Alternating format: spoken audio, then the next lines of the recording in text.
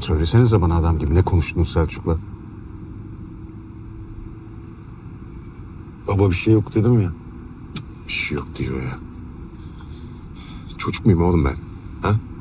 Sen karşında çocuk mu eğiliyorsun? Bak bugün bana bunu ikinci yapışın hiç hoşuma gitmiyor. Buramdayım çünkü. Buramdayım, beni daha fazla sinirlendirmeyin. Adam gibi anlatın şu mevzuyu. Ben Serhan'ın şoförünü bizim mekana kapattım. Eskittik bayağı bir. Bravo size. Ama döküldü yani bildiği her şeyi. Bayağı anlattı yani. Serhan'ın bir tane suç ortağı varmış. Kim? Ne avlusunu bilmiyoruz. Ama biz de öğreniriz yakında. Tabii canım. Siz kesin öğrenirsiniz. Sizden kaçar mı hiç?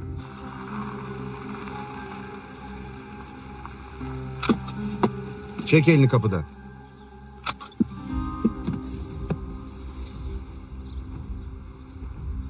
Bak ikinize de söylüyorum. Bu soruşturma ile ilgili bir şey duyarsanız, öğrenirseniz direkt gidip polise anlatıyorsunuz. Kendi başınıza iş yapmak yok. Bir de adamların ayağını dolanmayın. Anlaşıldı mı? Tamamdır doktor, anlaşıldı. Ben tamamım yani. Anladım manasında. İyi. Sen Yaman, söz mü oğlum? Tamam baba. Oğlum söz mü? Söz. Hı, çık. Sen düşün. Yaman. Şimdi senin tek görevin annenin yanında olmak. Sana çok ihtiyacı var. Tamam mı? Hı?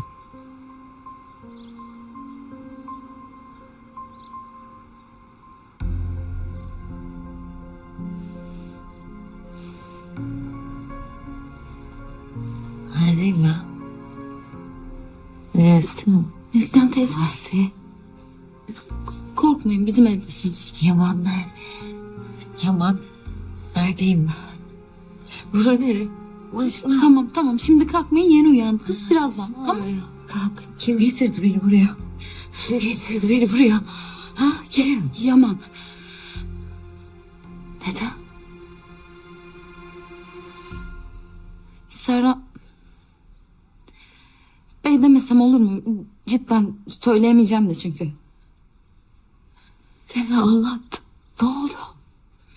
Birine bir şey mi oldu? Ne oldu? İlaç veriyormuş size gizlice. Ne? Ne ilacı? Asi, ne ilacı?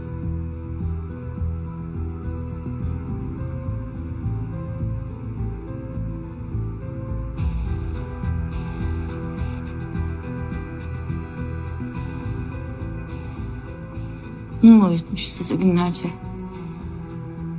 Rüya görmüş. Yaman da duyunca evi bastı. Bastık yani sizi almak için. Bana mı? Yardım et, bana kalkacağım. Aslı çocuk kalk. Yardım et, ne olur. Yardım et, ben gideceğim. Gideceğim, o Serhan'ı bulacağım. Bana ne olur. Lütfen tamam Yaman. Anne ne yapıyorsun anne? Anne. Ne yapıyorsun anne, oturur musun? Bana ilaç veriyormuş. Serhan'a gitmem lazım. Serhan neredeyse bulmam lazım. Çocuklar onun yanında, gitmem lazım. Neslihan. Şimdi değil. Biraz dinlen lütfen. Şimdi gitmem lazım. Hatırlıyorum ben. Ben bu halimi hatırlıyorum. Seni kaybettiğimde de böyle oldu. Biliyorum. Çukura düşmüş gibi. Ses çıkarmak istersin, çıkaramazsın. Yardım isteyeceksin. Kolunu kaldırırsın, kaldıramazsın. Biliyorum ben. Ben bu halimi çok iyi biliyorum.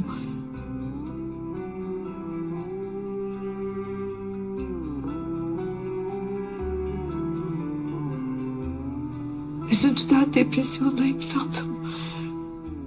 Ondan hareket edemiyorum sanmıştım ama... İlaç, bana ilaç veriyormuş. Bana ilaç o zaman da veriyormuş. O zaman da onu gidip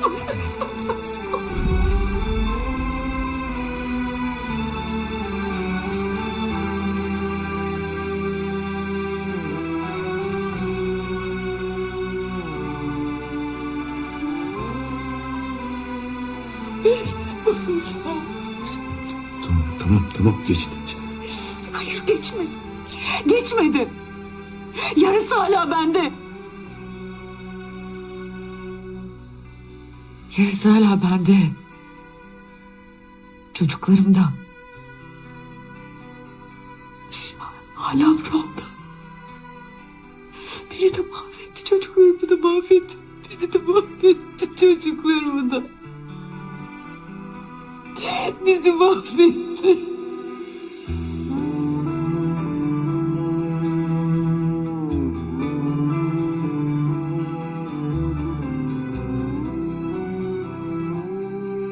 Anne. Bak sana söz veriyorum. Bir daha kimse zarar veremeyecek sana. Sen bana güvendesin.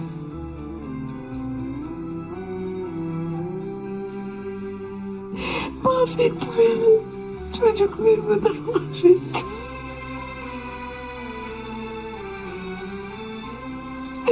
Hepsi mahvetti. Mahvetti beni. Mahvetti bu adam. Ali.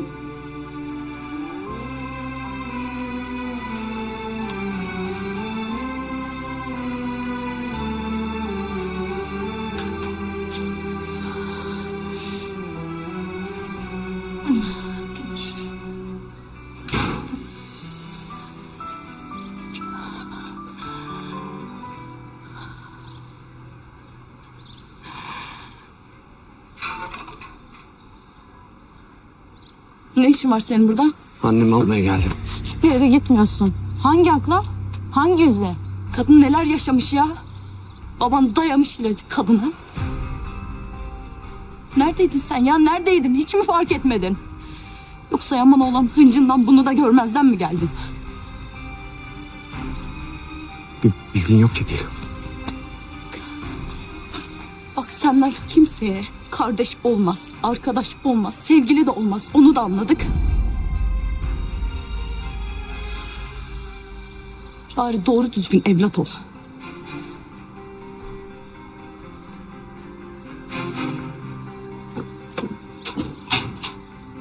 Anne!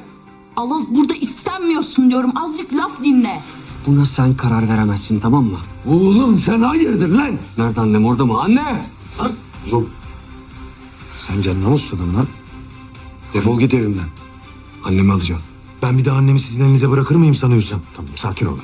Hadi Alas çık sen de dışarı. Annemi alacağım diyorum size.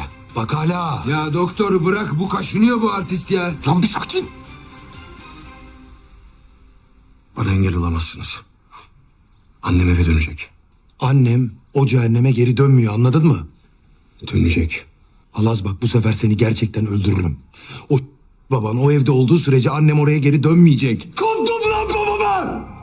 Kovdum!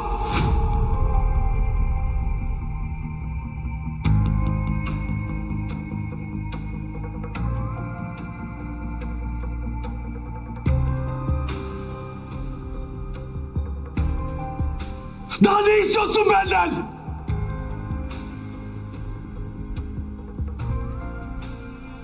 Alaz. Anne.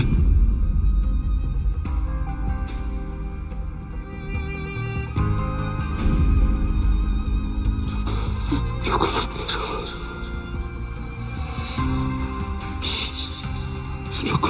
Çok canım. Çok özür dilerim anne.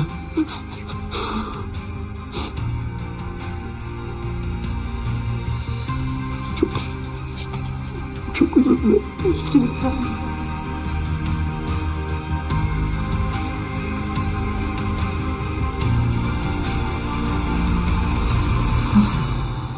Tamam, tamam geçti.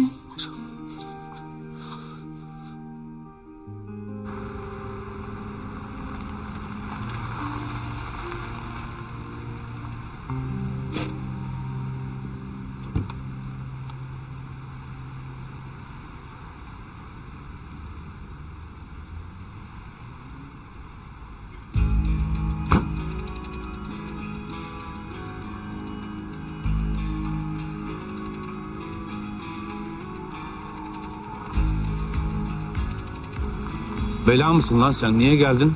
Bir saatlik ses çıkmadı. Öyle bir saatte olmuyor bu işler. Ortalık karışık. Bekleyeceksin bir iki gün. Bak benim şakam yok. Polisten silediği an öterim.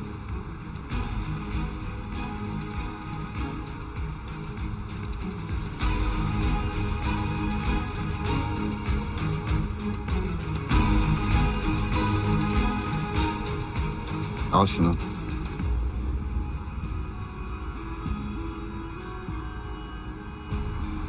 Ne yapacağım ben bunu? Uzatma. İstediğin yerde okutursun.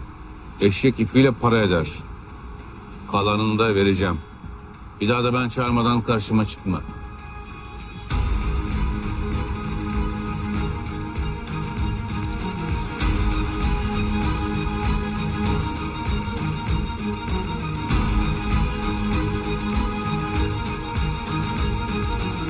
Anne, bak daha çok erken.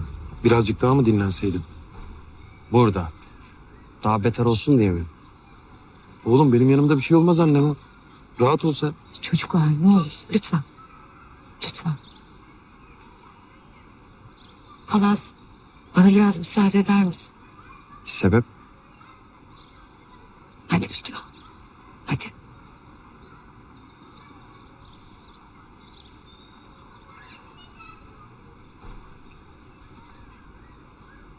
Teşekkür ederim.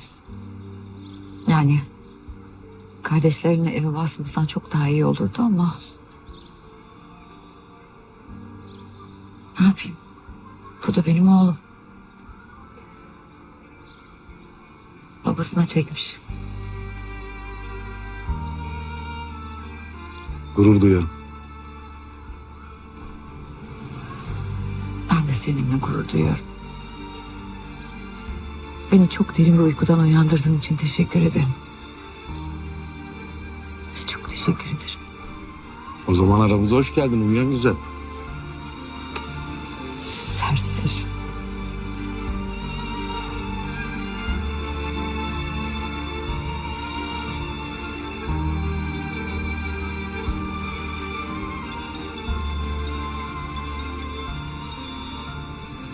Anne. Telefonum evde kalmıştı. Alo. Efendim?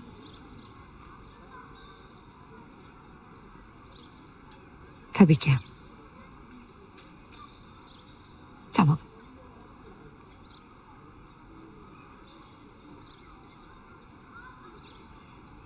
Ne oldu?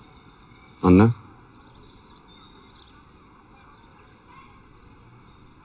Otopsi bitmiş. Naaş alabilirsiniz dediler.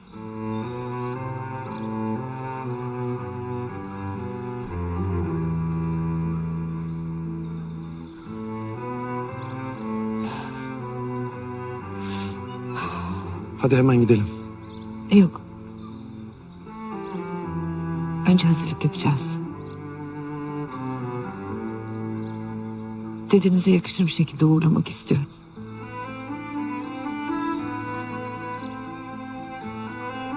Bunun için de hep birlikte olacağız. Güçlü duracağız hep beraber.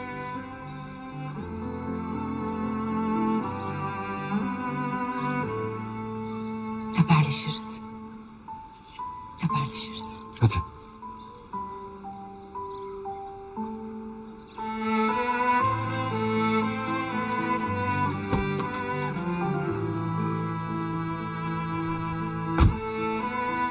Alas. Annem sana emanet. Akıllı ol. Her zaman. Abisi.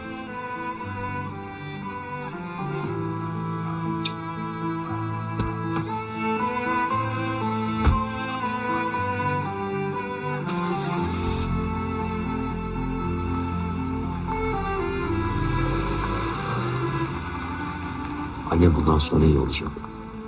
Merak etme. Ama şimdi önümüzdeki en büyük sınav Eşref Bey'in cenazesi. Herkesin gözü üzerinizde olacak.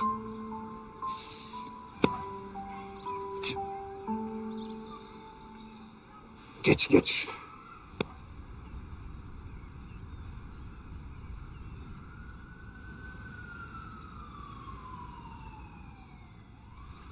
Geçtiğimiz günlerde cinayete kurban giden ünlü iş insanı Eşref Ali Soysal'an toprağa verildi.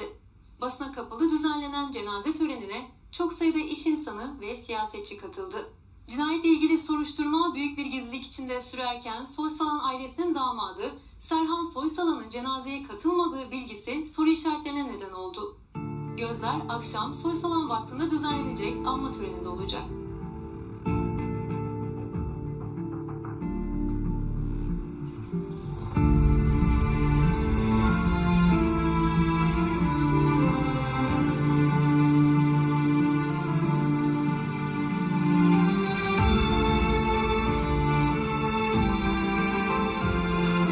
Yolu açın arkadaşlar.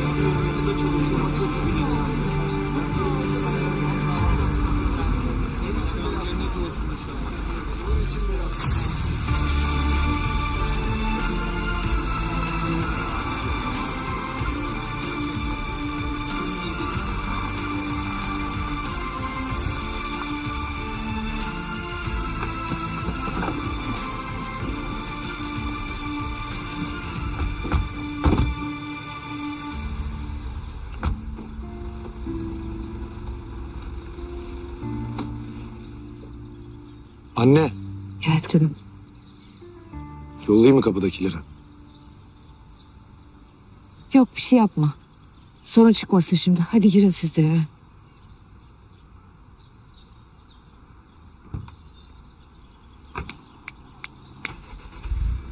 Önüne. Ya biz hiç girmesek mi ya? Aynen ya, biz hiç rahatsız etmesek, buradan müsaadenizi istesek. Helva yemeden mi gideceksiniz? Olmaz, gel. Adettendir.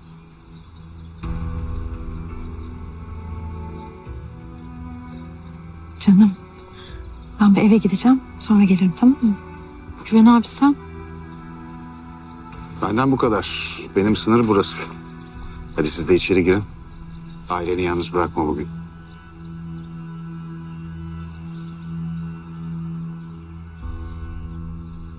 Sen de benim ailemsin.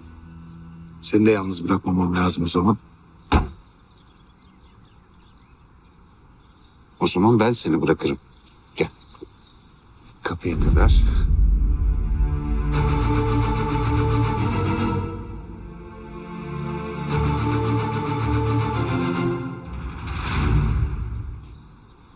Yaman. Anneni toparla. Olur mu?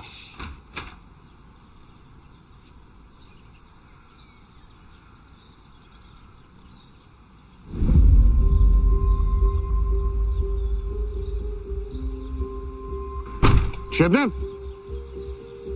Şebnem. Şebnem. Vaktin varsa bir konuşabilir miyiz acaba? Güven, müsaadenle ben birazcık dinlenmek istiyorum. Çok fazla vaktini almayacağım. Gerçi biz daha önce bu konuyu konuştuk ama şimdi şartlar değişti. Neden bahsediyorsun? Serhan'dan. Ay lütfen, yani böyle bir günde ondan bahsetmeyeyim, şeytan görsün ya yüzünü. Şebnem. Bak ilk önce sen uyardın beni Serhan'la ilgili. Sonra da Metin. Ama şimdi hiçbir şey olmamış gibi yapıyorsunuz. Ne yapmaya çalışıyorsunuz siz ya? Aile olmaya çalışıyoruz sadece, o kadar, aile. Ama olamıyoruz. Yani oldurmuyorsunuz. Şebnem sen iyi misin? Gerçekten ne oluyor? Söyle bana. Serhan ne yaptı size? Bak, Eşref Bey'i öldürmüş olabilir. Bizim bu adama karşı birlik olmamız lazım.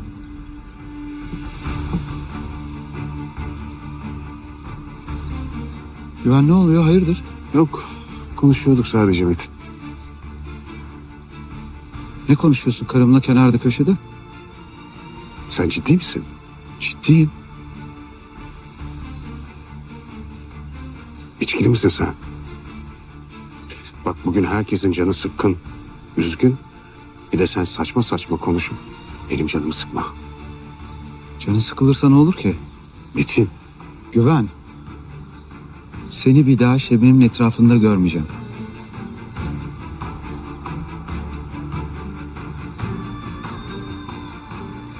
senin başka bir derdin mi var abi? Yoksa gerçekten Şebnem'i benden kıskanıyor musun? Ben söyleyeceğimi söyledim. Sen içinden seç beğen al. Karımdan uzak dur.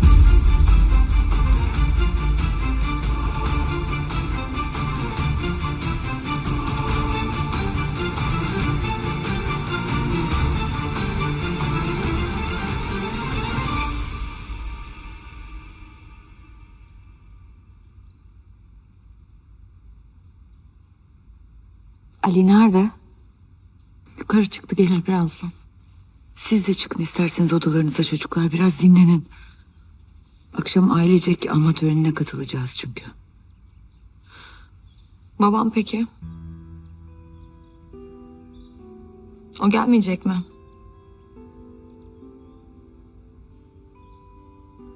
Hayır Çağla, baban gelmeyecek. Ailecek deme o zaman. Dedemin cenazesine bile katılamadı adam ya. Ona bile izin vermedin.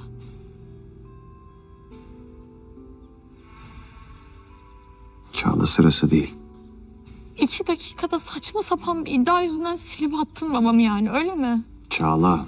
Bahane arıyordum desene ya. Çağla yeter. Ya dedemin cenazesine bile gelemedi adam. Senin zoruna gitmedi mi? Öyle olması gerekti. Siz ne derseniz deyin. Ben bu akşam babamın gelmesini istiyorum o törene. Gerekirse ben ararım. Saçmalama, ver şunu.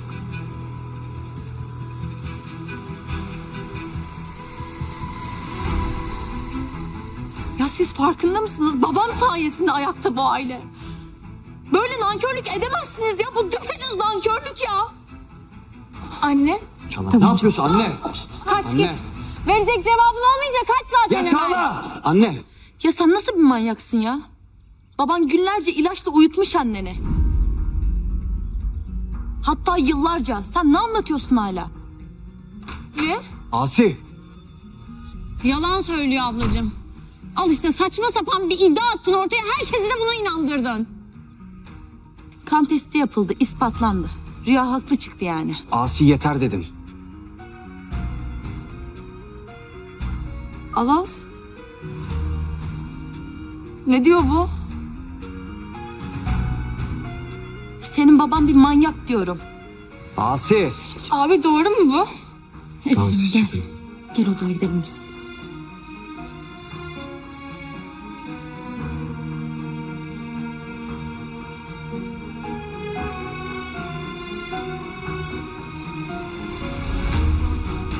Sana mı kaldı bunları konuşmak ya?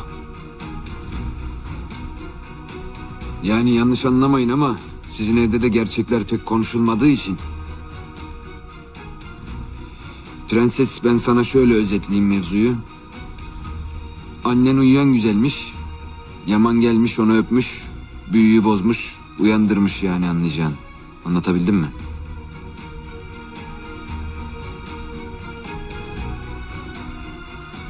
Kusura bakma Güven. Yok hayır. Sen artık yalnız değilsin. Bir şey konuşacaksa benimle konuşacak. Yeterince saçmaladın zaten, istersen hadi. Hadi gidelim biz, hadi. Hadi.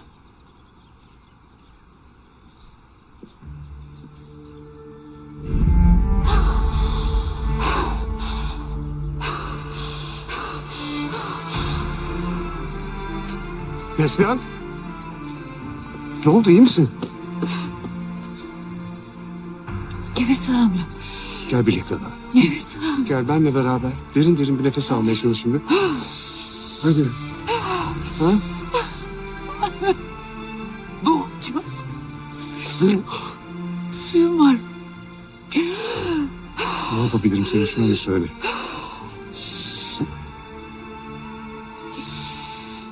Adamı götür beni. Serhan. Serhan denen o adamı götür beni.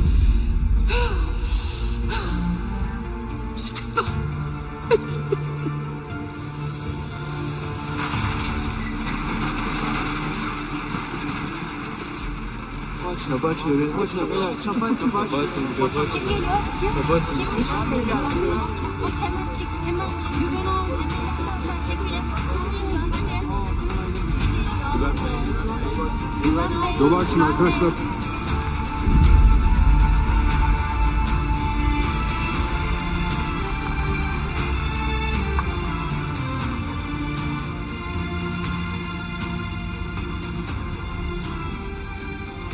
Kalkabilirsin artık. Neslihan. Sen bu işi yapmaya kararlı mısın gerçekten? Evet, kararlıyım. Hissettiklerimi Serhan'ın gözünün içine baka baka söylemek istiyorum.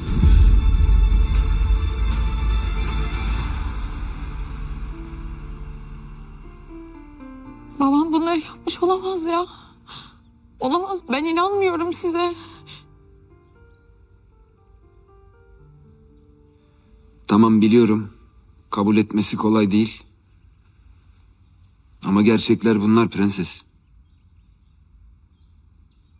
Ne diyorsun oğlum sen? İkidir prenses falan. Ne oldu, zoruna mı gitti? Alaz oğlan. Zoruma gitti.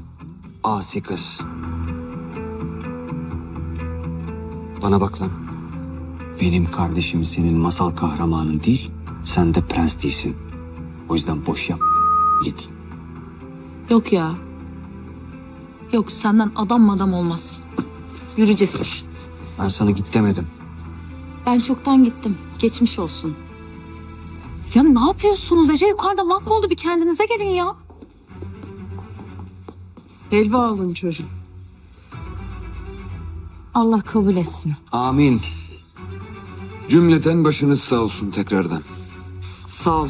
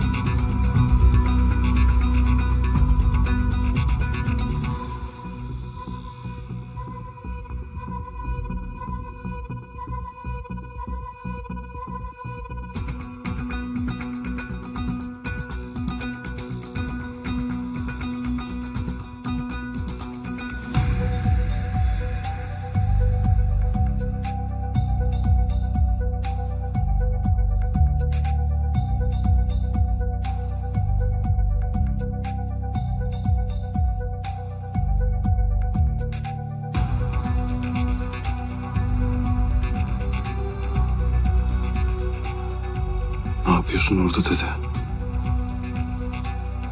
Ne oldu içeride?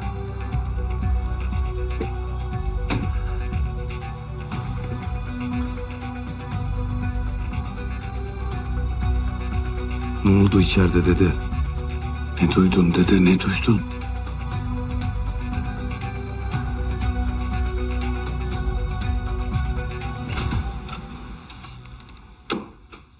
Yaman neredesin sen? Aşağıda kıyamet koptu. Duymadın mı hiç? Duydum. Artık ilgilenmiyorum sadece. Sen iyi misin peki? Sen yanımda olduğun sürece iyiyim.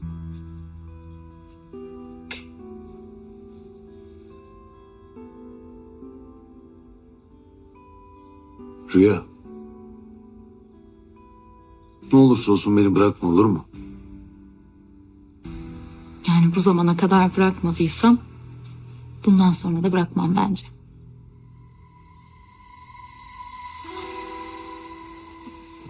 Söz mü? Söz. Ben eve gidiyorum.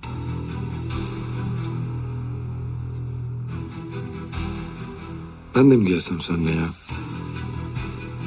Tabii sizinkiler bir şey demeyecekse. Şu sıralar Çağla ile Alaz'ı görmek bana hiç iyi gelmiyor. Gel tabii ki.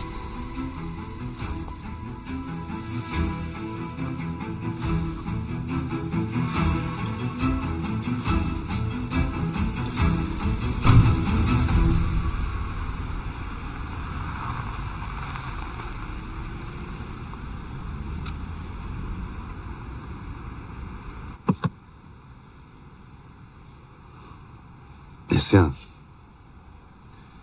Bak, benim içim hiç rahat değil.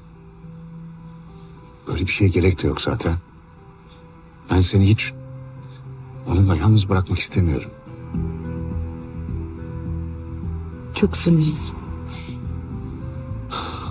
Peki.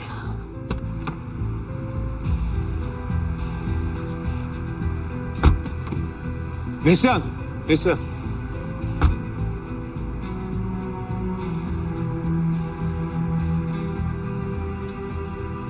Ona söyle. Ben burada aşağıda seni bekliyorum. Yalnız zannetmesin seni. Eğer zarar vermeye de kalkarsa bilsin ki gelir yukarı, alırım onu atarım camdan aşağı. Tamam?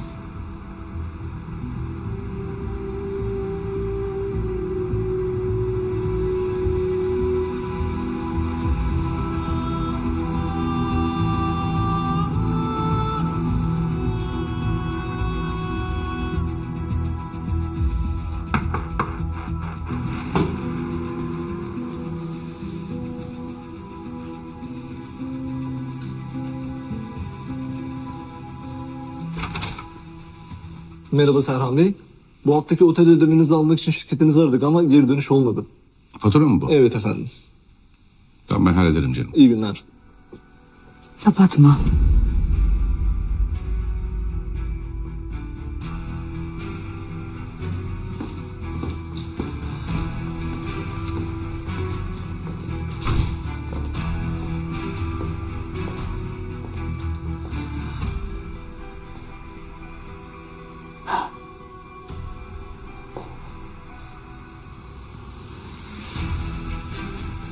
Otursana. Bir öfkeyle kalktım geldim buraya ama. Şimdi ne söyleyeceğimi bilmiyorum. O zaman ben anlatayım. Sen dinle. Acı ama seni dinlemek de istemiyorum. Tamam. O zaman ikimiz de oturalım, susalım Neslihan. Bu saçmalık bitene kadar susalım.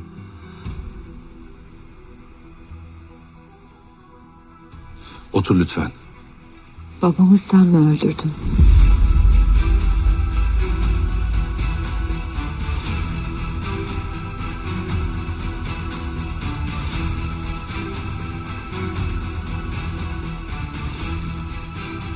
Hayır. Eğer Yaman'ın söyledikleri doğruysa ve eğer sen yaptınsa Babamı ben öldürmedim. babamı deyip durma. Senin baban değil o. Benim babam. Babanı ben öldürmedim.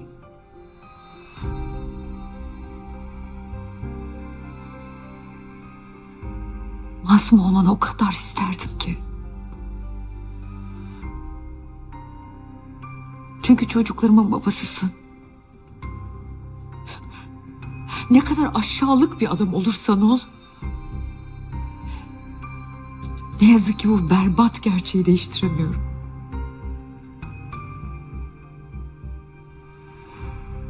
Ben şimdi burada seni ellerimle parçalamak istiyorum.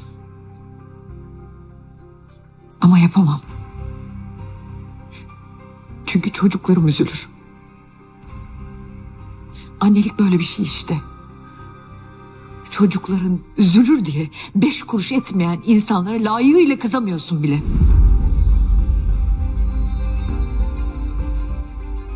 Beni uyutmuşsun. İlaçlarla uyutmuşsun. Bunu öğrendim. Ama Alaz'ın öğrenmesine kahroldum.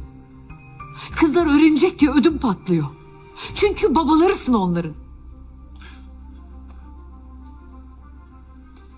Konuşacağım Alaz'la, gerekirse kızlarla da. Hepsinden özür dileyeceğim, her şeyi düzelteceğim, af dileyeceğim. Affetmeyecekler. Ben onların babasıyım, affetmek zorundalar. Affetmeyecekler. Sana kötü bir haberim var. Çocuklarımız bizi affetmeyebiliyorlar. Anne babamızı da affetmeyebiliriz. Bugün babamı toprağa verdim. İçimde kavgayla verdim onu toprağa. Niye biliyor musun? Beni zamanında güvenden koparıp sana mecbur bıraktığı için.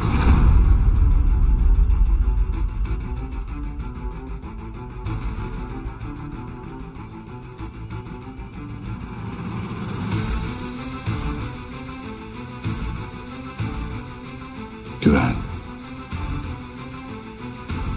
Bütün mesele güven değil mi? Ha, gerisi hikaye. Senin derdin güven. Beni boşayıp koştur koştur güvene gideceksin.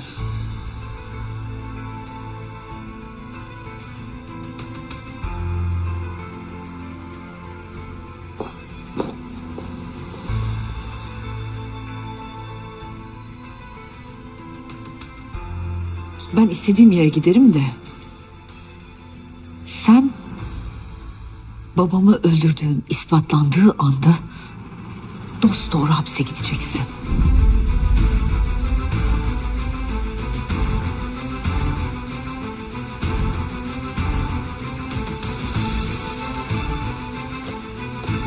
Babanı ben öldürmedim.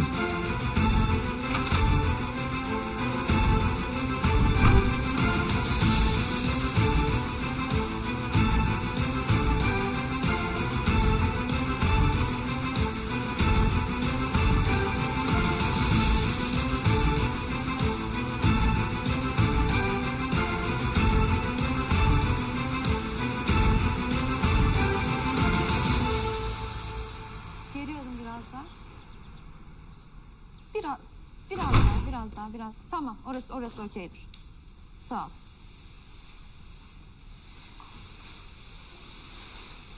Kolay gelsin. Sağ ol. Koltuğu mu değiştirdiniz? Ya geçen de şarap mı ne dökülmüş, çıkmamış lekesi.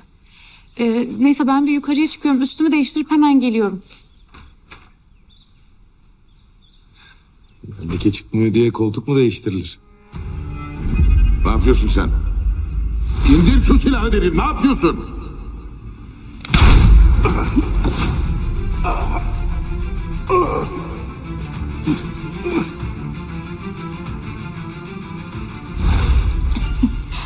Aman ya, yani kim uğraşacak onunla? Değişiklik iyidir hem. Eskisini ne yaptınız? Attınız. Attık gitti. Çöpe. Yok, kapıya bıraktık ya. Almıştır birileri, sen dert etme. Var, kahvem var sıcak.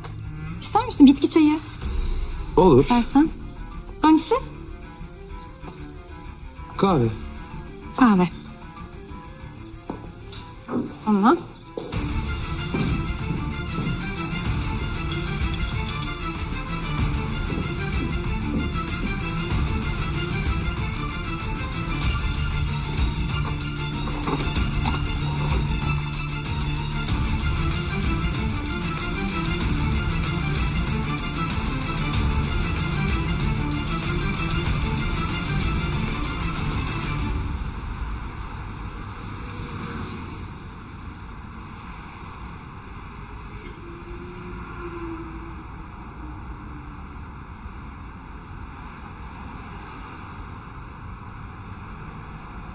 İyi misin diye soracağım ama saçma olacak.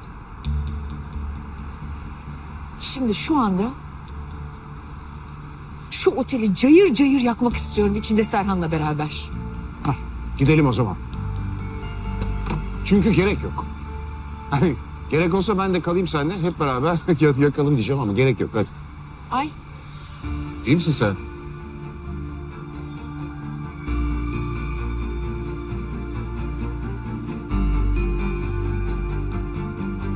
Kaçtıktan tabii. Sen kim bilir en son ne zaman yemek yedin? yok, iyiyim.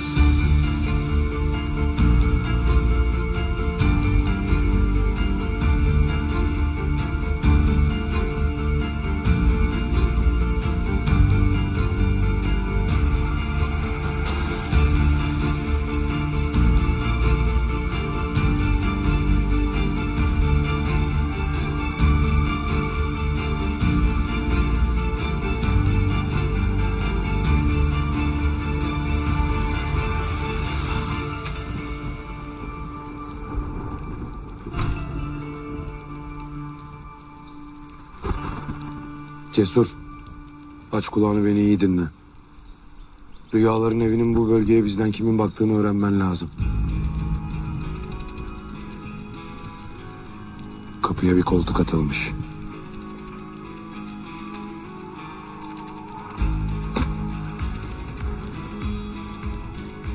Yüksek ihtimal dedemin kanı var üstünde.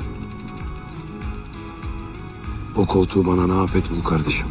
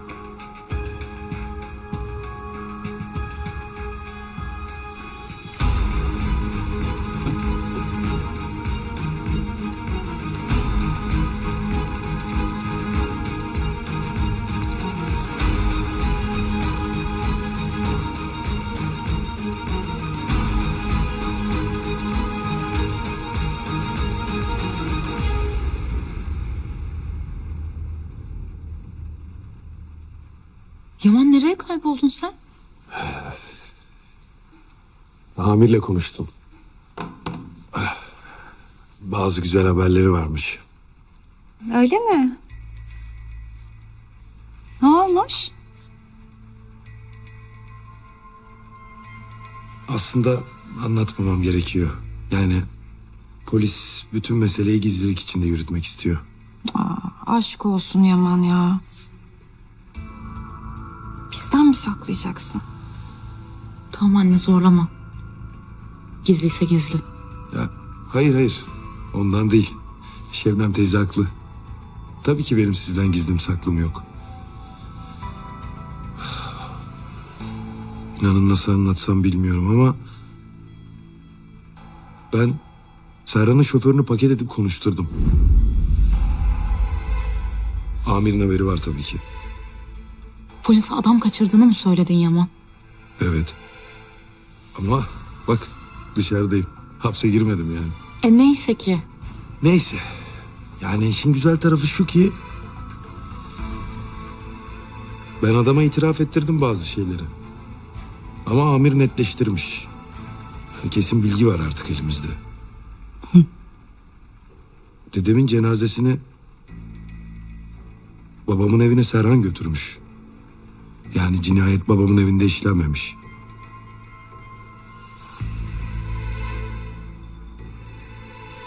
Ve daha ilginç bir şey söyleyeyim mi size?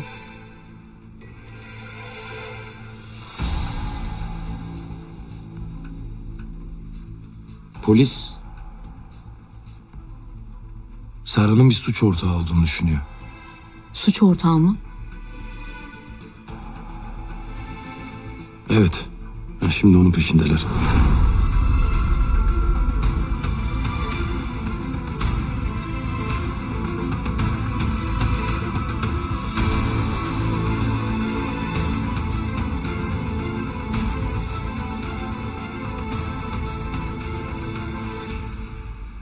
Neyse ki az kaldı. Tek tek kurtulacağız hepsinden yakında. Nereye? Anneme takıldı aklım. Bir gideyim onu göreyim. Görüşürüz Şebnem teyze. Görüşürüz canım. Yine gel.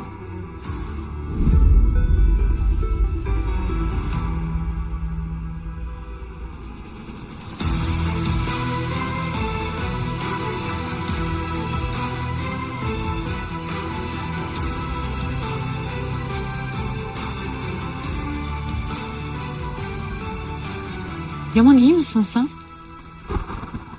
İyi. Ne oldu ki? Ne bileyim. Sanki sakladığın başka şeyler de var gibi. Bak şimdi.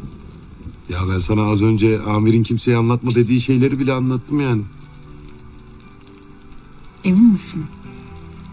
Yani bir tuhaf bakıyorsun. Bir şeyler çeviriyor gibisin. Garip bir his. Ne gibi garip? Aldatılıyormuşum gibi. Hayda. Aldatılıyormuşsun gibi. Aldatmak yalnız sadece senin anladığın şekilde olmuyor. Yalan söylemek, hatta yalandan gülmek bile aldatmak bence.